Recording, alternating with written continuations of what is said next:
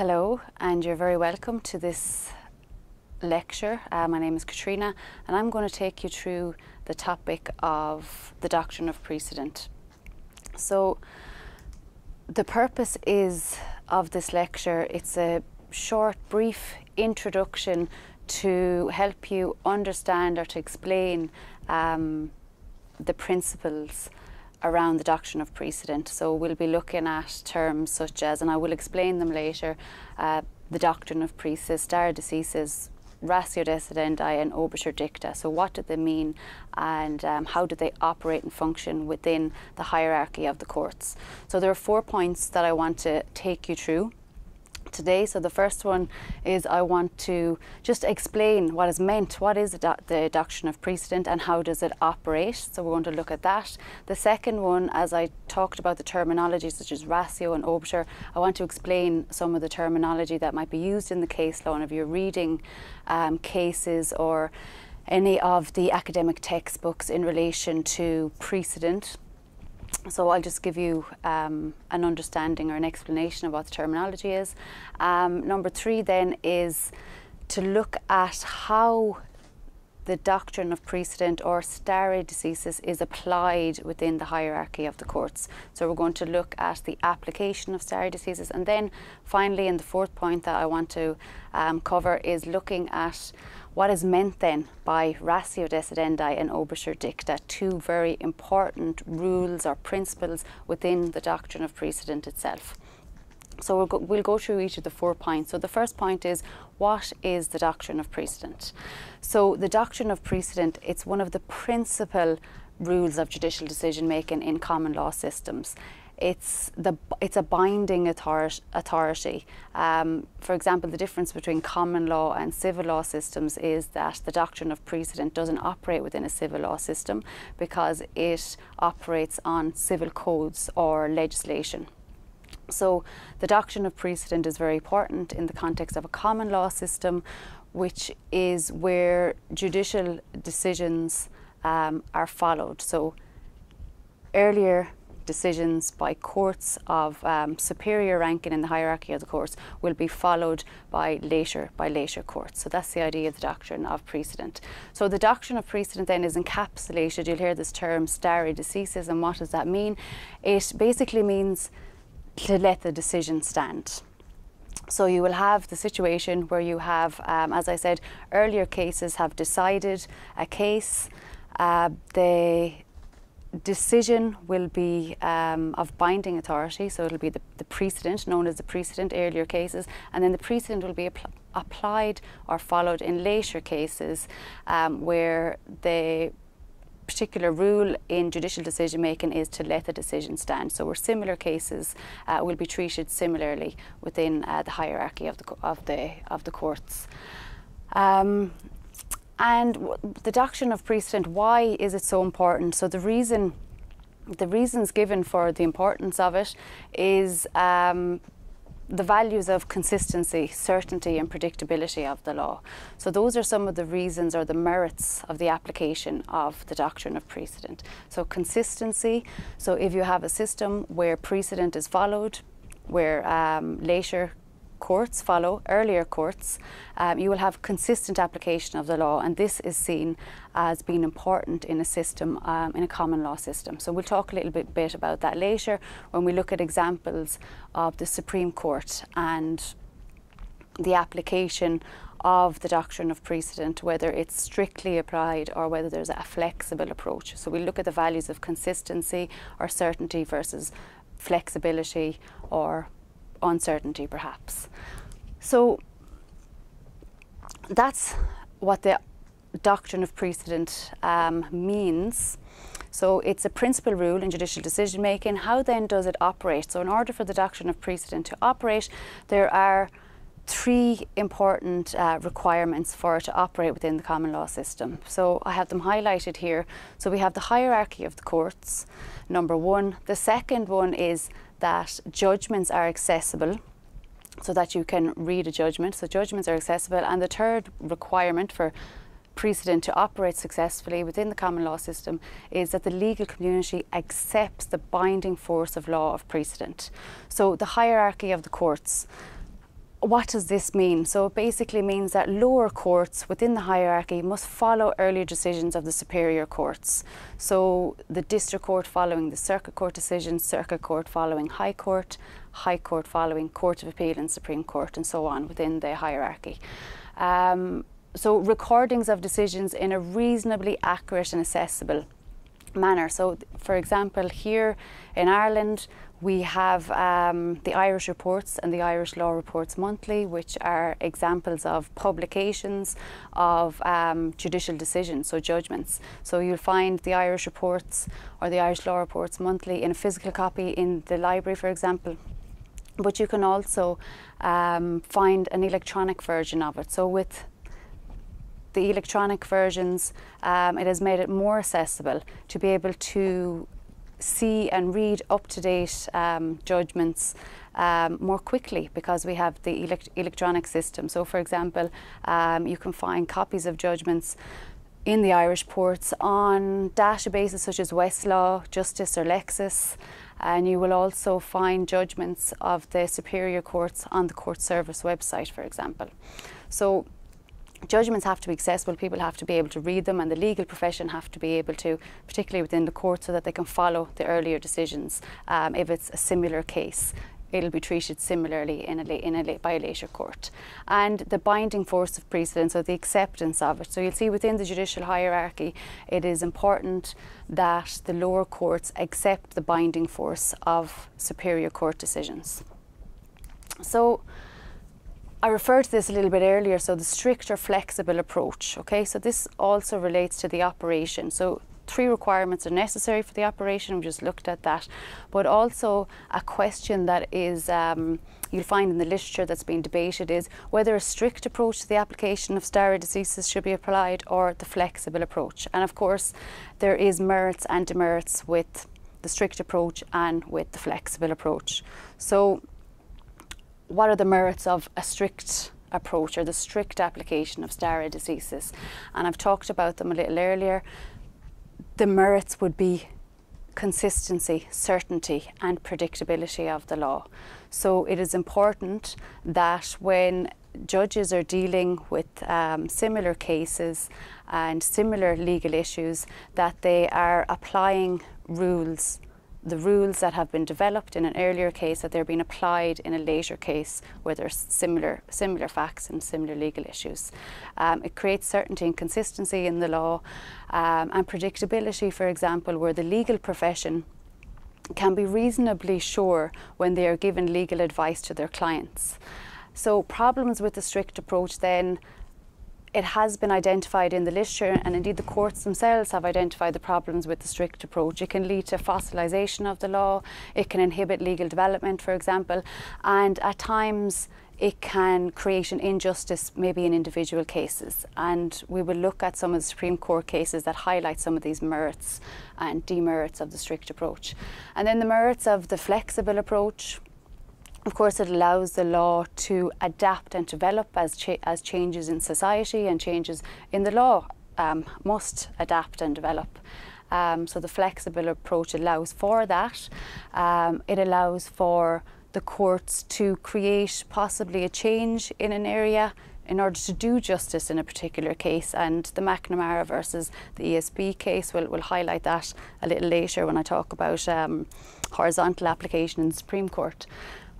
Problems with the flexible approach then, of course, if you're applying a flexible approach all the time, then it's going to create a system of potential chaos with uncertainty and inconsistency in the application of law, and it allows for the legitimate, or it doesn't allow for the legitimate expectations of the legal profession and their clients in relation to a potential outcome in litigation.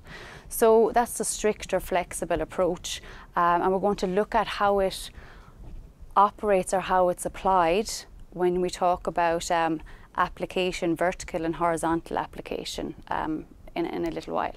So the second point that I wanted to look at was just to explain, highlight some of the terms that are used in this area of law. So you have binding authority and you have persuasive authority.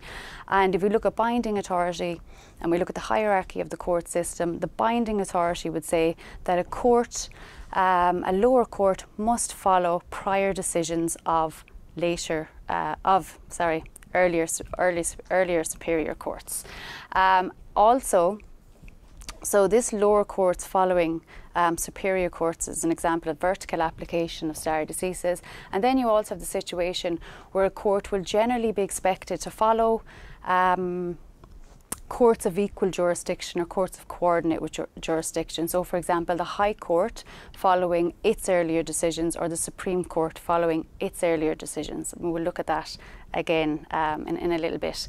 And then persuasive authority, you'll often find in cases, if you read the case law, where judges may refer in their reasoning or the judicial decision making to cases in other common law jurisdictions, or they may use cases in, they may look at cases in lower courts and find them of influential value. So they might have persuasive authority, but they're not binding authority.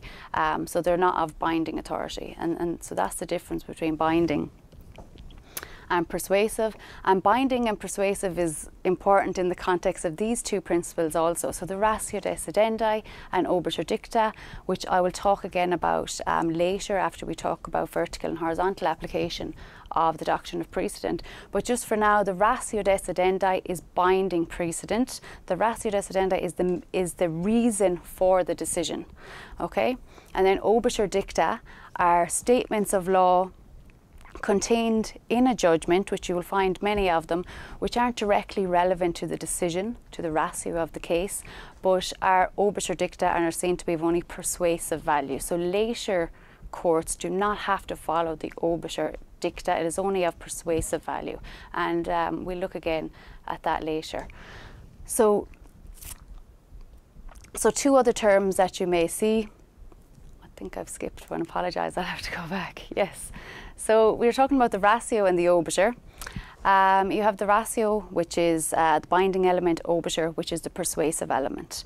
Then you will have these other terms here that might be used in the case law when courts are talking about how to avoid applying the doctrine of precedent. So reasons that they may avoid applying the doctrine of precedent. So you may have, for example, a situation where a decision is reversed. This typically will happen where a decision given in a lower court on appeal to a higher court is reversed. So it means that it's basically replaced by the later court's decision. Overrule, you'll find this, which is often rare, where higher courts decide that the lower courts have decided or made a wrong decision, that the decision is incorrect. And then to overrule it will mean that it will not be followed, so it's not a binding authority any longer. Distinguishing cases is another way that courts use to possibly circumvent the doctrine of precedent or the application of stare decisis. And this is based on courts distinguishing earlier cases by saying that the facts are not similar or the legal issues are not similar, and therefore they're not bound by that earlier decision, and then they will distinguish the present case from the earlier case. So two other terms that are often used and you'll see in cases, and these are the reasons that a court may give for avoiding either reversing or perhaps overruling an earlier decision or precedent, is because it was decided per incurium, which basically means that it was decided without taking into consideration a relevant statutory provision or some other binding authority, so that no precedent was actually established because it did not consider a statutory provision perhaps that was relevant. So it is no longer of binding authority and it may be overruled. And sub silentio is where it appears to a court that a point has not been fully argued or fully decided by an earlier case, and therefore it does not apply and it doesn't have binding force.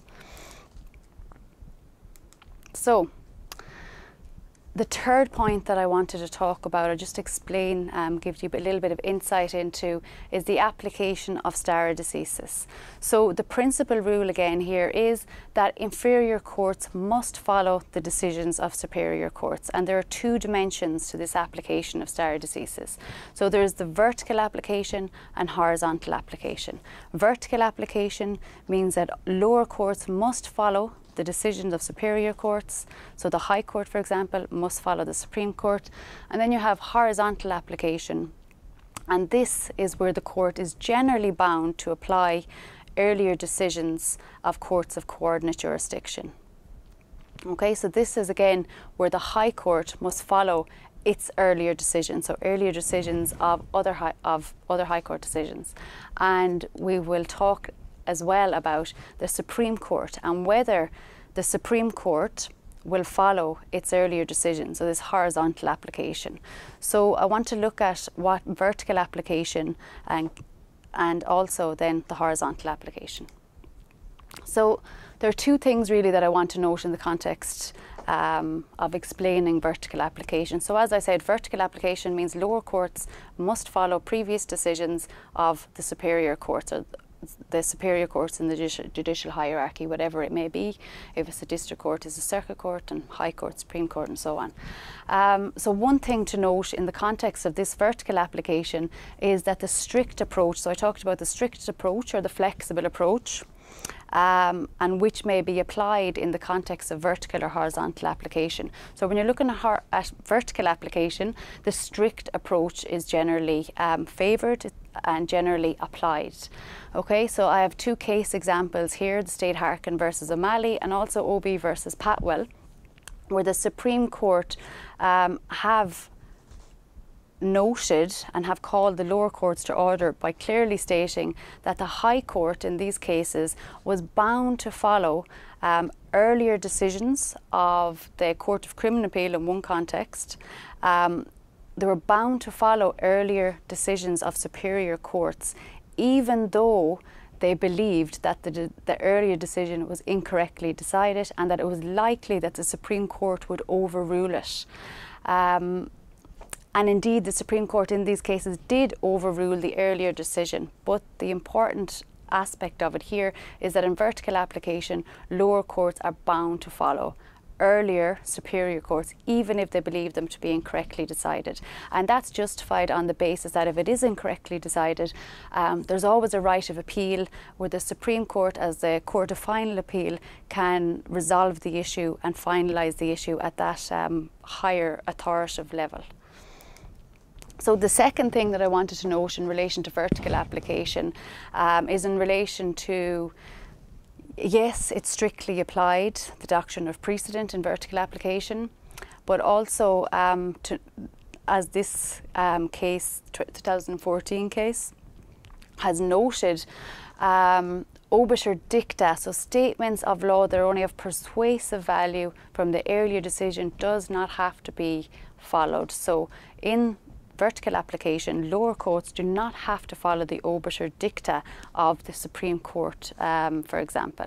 So I have a quotation here that basically just says, yes, it is true that lower courts in our system and many others are bound by the decisions of higher courts, but it is, however, the actual decision, or the ratio decidendi that they're referring to here, of the higher court itself that the lower courts are bound by, and not a decision that may be a view or an opinion of one judge. For example, if it was a five-judge Supreme Court and 5 judgments were given, they do not have to follow the obiter dicta of the judges, and particularly judges that may be dissenting or in the minority. It is the decision, the binding element of the majority that would have to be followed, the ratio decidendi.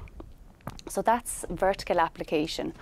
And to move on then to horizontal application. So again, horizontal application, where courts of equal or coordinate jurisdiction, do they have to apply a strict approach to the application of stare decisis? So we'll see here, there are 2 things in particular also that I would like to note in the context of the horizontal application, and have a quick look at a couple of cases that are important in the context of stare decisis in the Supreme Court. So first of all, to note, the Supreme Court in the mid 1960s announced its freedom to depart from the strict approach or the strict application of stare decisis within the Supreme Court. So the Supreme Court have said that they are not bound to follow earlier Supreme Court decisions.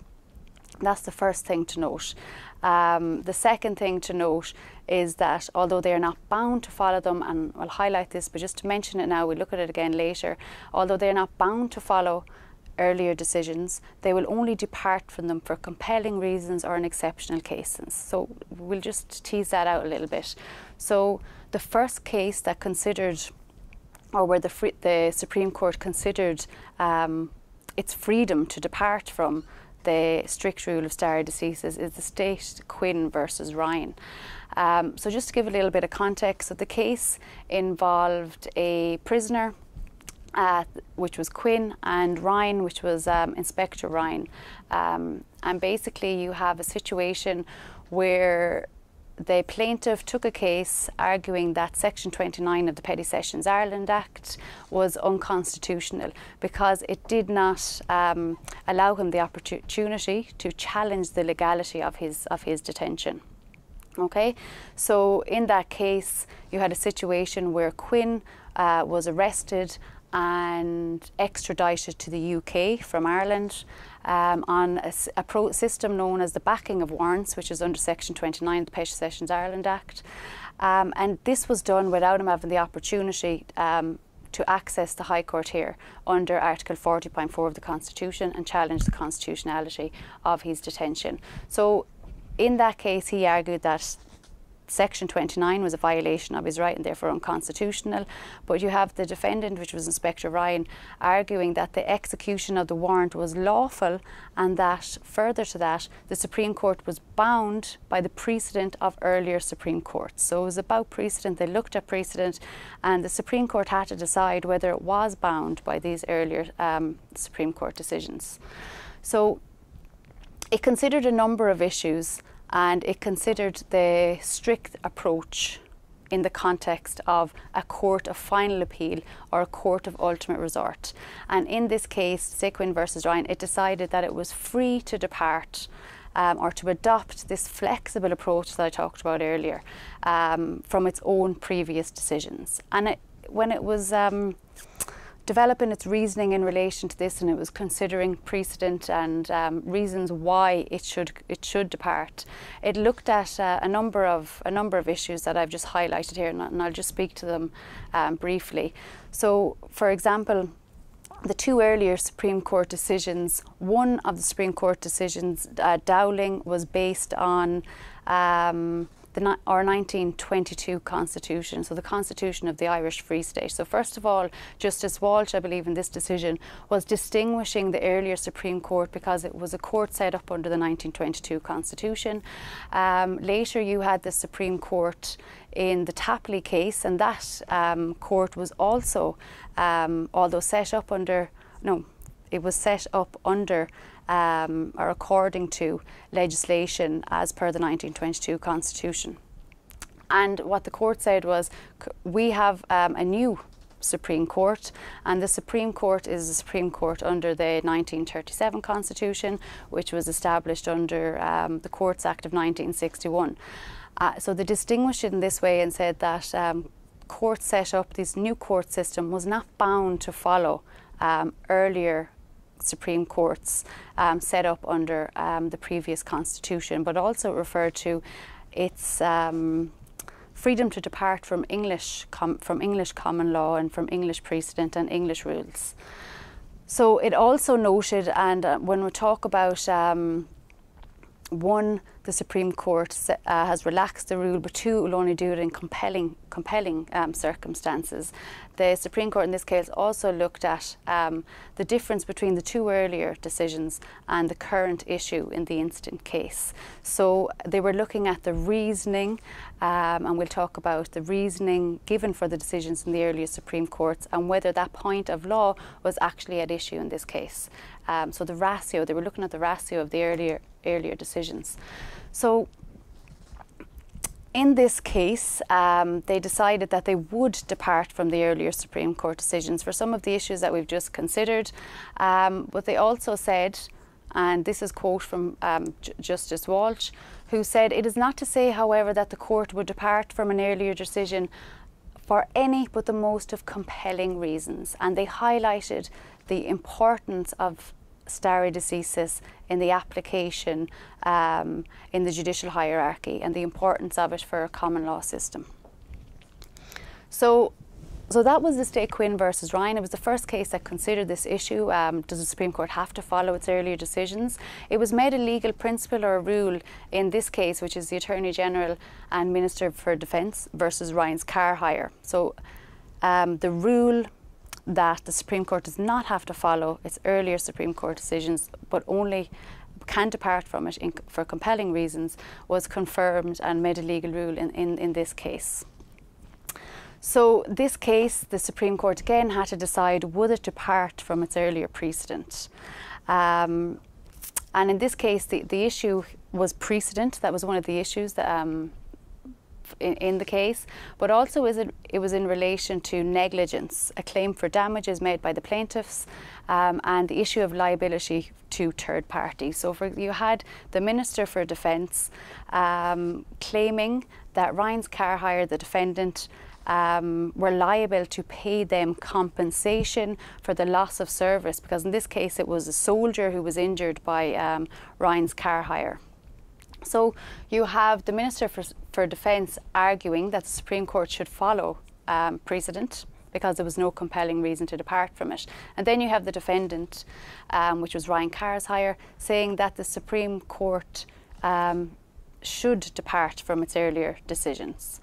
So the court noted, just what I wanted to highlight here in this case is, so the court noted and affirmed the rule or the policy now within the Supreme Court that Supreme Court is not bound to follow its earlier decisions, but will only depart from it in compelling reasons. So if they accept that they're not bound to follow precedent, the next question that the court has to ask itself is, what was the earlier decision wrongly decided, or are they bound to follow the precedent?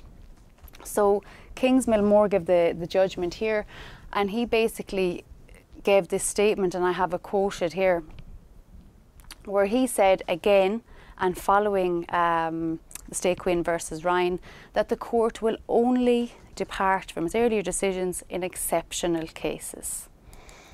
Okay, and these are some of the compelling reasons that the court gave, so examples of. Now they said that this list is not exhaustive, so there may be other reasons, but reasons for departing from earlier decisions will be where an earlier decision has not considered a relevant statutory provision or a relevant binding authority, where their reliance on a statutory provision, for example, was later found to have been subsequently repealed, or a decision has been given in ignorance of an earlier authority, so maybe an earlier decision of a superior court, or a point of law has been overlooked or conceded without argument. So you'll see, for example, in the cases, and the state Quinn versus Ryan was an example, where the court decided that the point of law at issue in the Ryan case, which was the right to challenge the legality of your detention under Article 40.4 of the Constitution,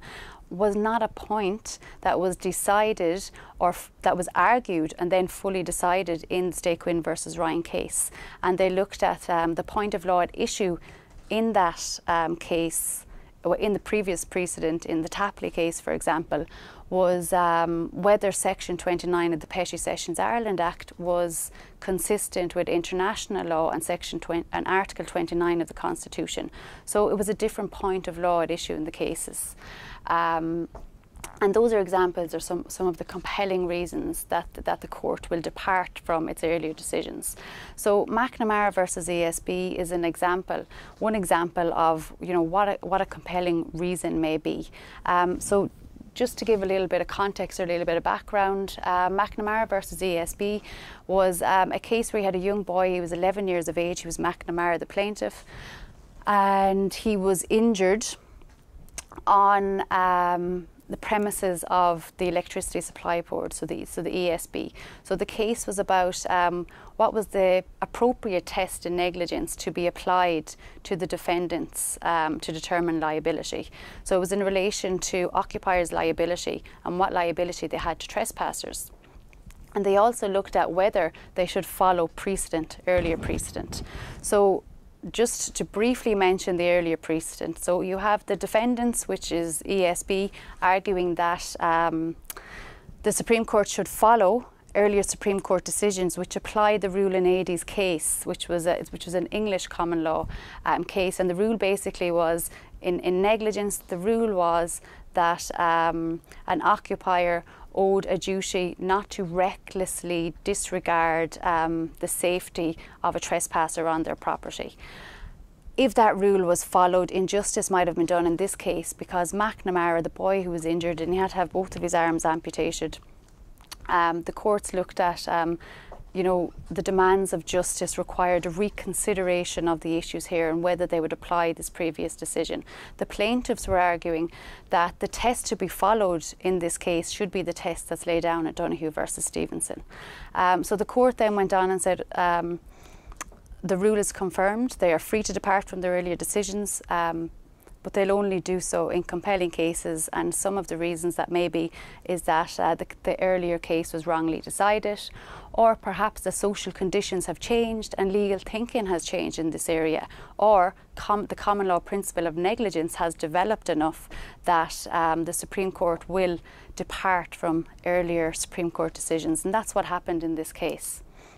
So you have Justice Henchy, for example, given his judgment saying that the degree of certainty and predictability that judicial decisions should have to enable people to arrange their conduct so as to avoid liability would normally dictate that this court should follow its early decisions, but there are compelling reasons not to do so. And the compelling reasons in that case was fundamentally that the common law precedent in negligence had been adapted and changed through the case of Donoghue versus Stevenson, and they found that the Donoghue versus Stevenson, the principle in that case, which was the reasonable duty of care, so the occupier owed a reasonable duty of care to ensure that their acts or omissions were not likely to injure the boy in this case. So they basically said the test to be followed in these cases is the reasonable duty of care, and they overruled and moved away from the earlier precedent, which was reckless disregard. So that's an example of reasons that the Supreme Court have given from departing from earlier decisions. So then just to look at, so we've had examples of decisions where the Supreme Court has departed from its earlier decisions. And then we look at Mogul of Ireland Limited versus Tipperary County Council, and we'll see the Supreme Court here saying that it is important to acknowledge the principle of stare decisis, and that the general and universal rule, even within the Supreme Court following early decisions, is that they should adhere to the application of stare decisis within the Supreme Court itself. So you have Justice Henchy here, and I have the quote here for you that you can take a look at. But basically, he looks here at this case, and the case was about, you have Mogul of Ireland, which was a mining company, and the mining company had suffered loss due to armed men in masks coming in and blowing up their premises, their mining premises. And they were basically claiming that they were entitled to damages, and also damages for consequential loss from Tipperary County Council. So in this case, the Supreme Court decided that it would not overrule or it would not depart from its earlier precedent. And the reason it said that was basically because it didn't come within the criteria that Mogul has set out, taken from the earlier Supreme Court decisions that we talked about. So the Supreme Court is free to depart from its earlier decisions, but it will only be done so where the later court is clearly of the opinion that the earlier decision was incorrect. And in this case, Mogul of Ireland was asking the Supreme Court to basically overrule previous decisions, because the previous decisions in the Supreme Court had said that, or would have, if applied to the Mogul case, meant that Mogul was not entitled to damages for consequential loss. But the court said that yes, if you look at the strict approach and the flexible approach, there are merits and demerits in both, which I have referred to earlier. The important aspect of this decision is, the Supreme Court said, a balance has to be struck between these approaches. And the balance being struck is that while the Supreme Court is free to depart, it will only do so where a decision has been wrongly decided or in compelling cases. So, in this case, the Supreme Court gave reasons for its adherence to stare decisis. And it talked about judicial order and continuity. So again, those values of certainty, predictability and stability in the law. And it talked about this balance, again, between the strict and flexible approach.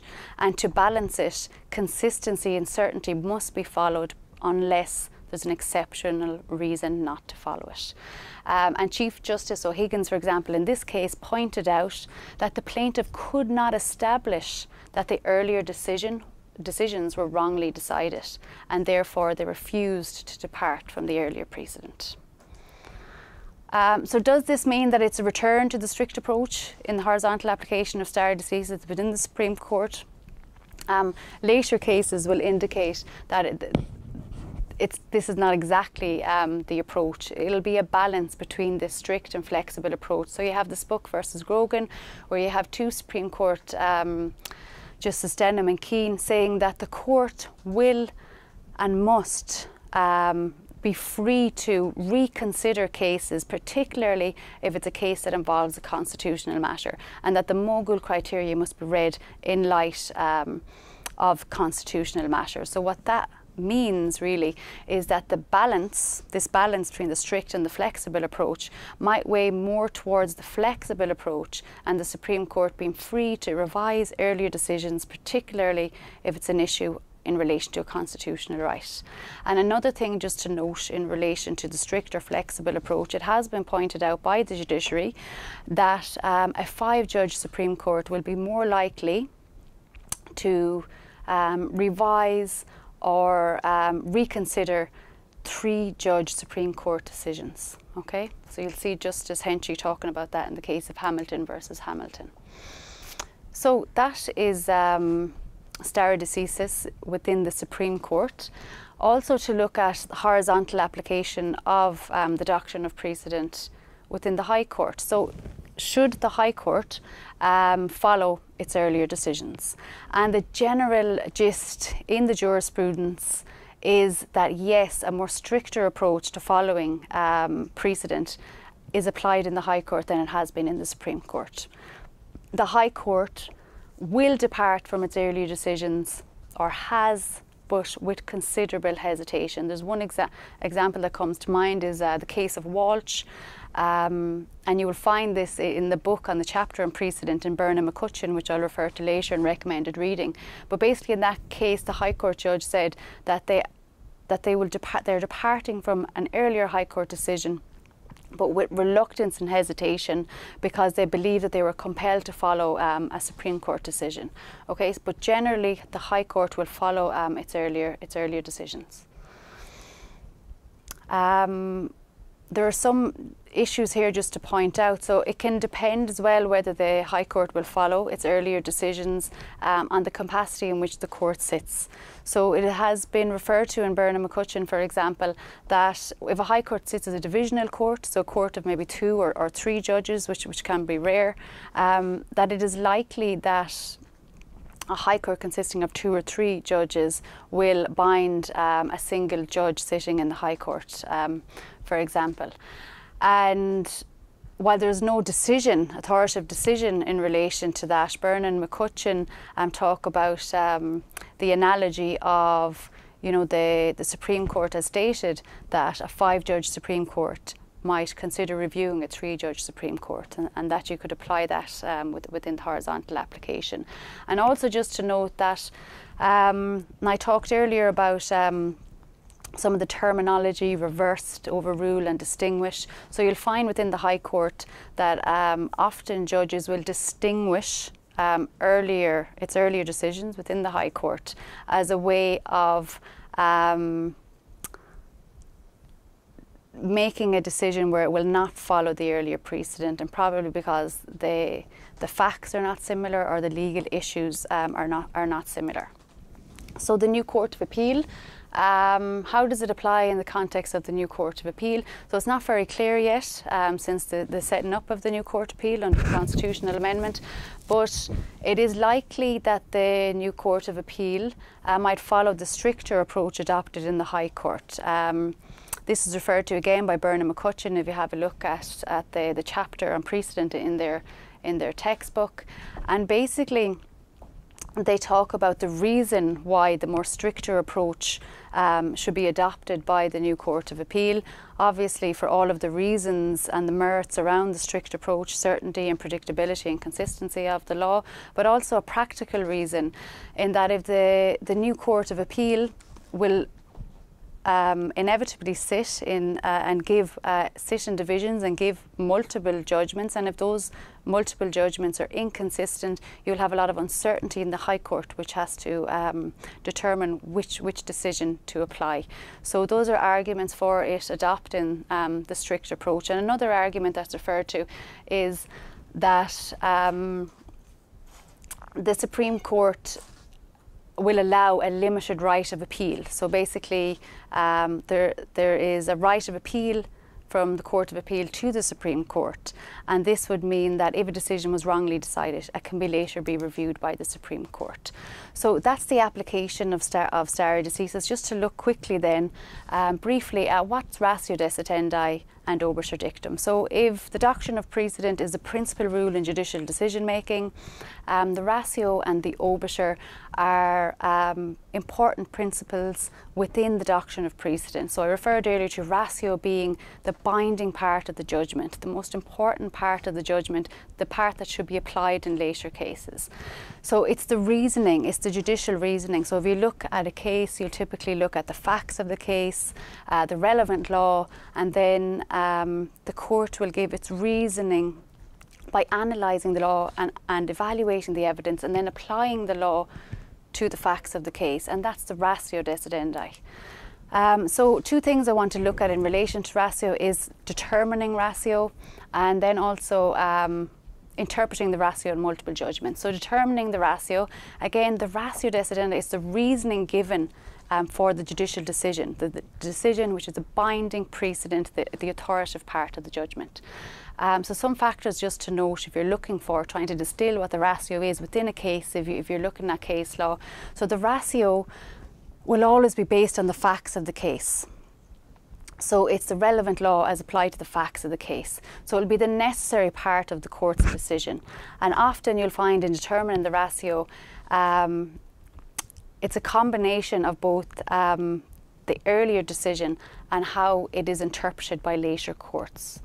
Okay, so it's interpretation by future courts, for example. And just to give an example, so in this case, Gillen versus the Commissioner of Regard the Síochána, they talk about the ratio and the interpretation by the ratio and how important it is that the ratio is not just to be seen as within the scope of one particular case, it's the earlier case and how it's interpreted and applied in the later case. So it's the evolution of the ratio decidendi.